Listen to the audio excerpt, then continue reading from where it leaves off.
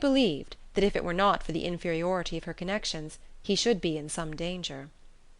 Miss Bingley saw, or suspected enough to be jealous, and her great anxiety for the recovery of her dear friend Jane received some assistance from her desire of getting rid of Elizabeth. She often tried to provoke Darcy into disliking her guest by talking of their supposed marriage, and planning his happiness in such an alliance.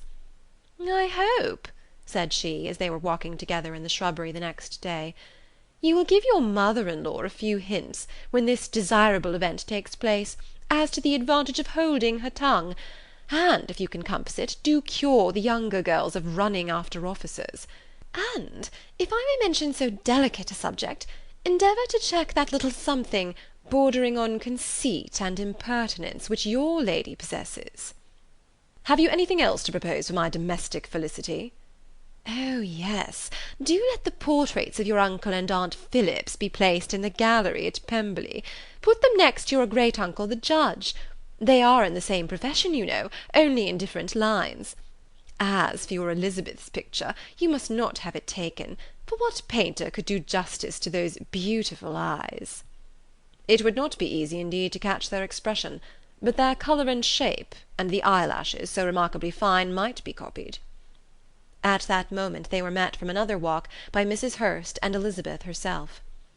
"I did not know that you intended to walk," said Miss Bingley in some confusion, lest they had been overheard. "You used us abominably ill," answered Mrs. Hurst, "running away without telling us that you were coming out." Then, taking the disengaged arm of Mr. Darcy, she left Elizabeth to walk by herself. The path just admitted three. Mr. Darcy felt their rudeness, and immediately said, "This walk is not wide enough for our party. We had better go into the avenue." But Elizabeth, who had not the least inclination to remain with them, laughingly answered, "No, no, stay where you are. You are charmingly grouped, and appear to uncommon advantage. The picturesque would be spoilt by admitting a fourth. Good-bye." She then ran gaily off, rejoicing as she rambled about, in the hope of being at home again in a day or two. Jane was already so much recovered as to intend leaving her room for a couple of hours that evening.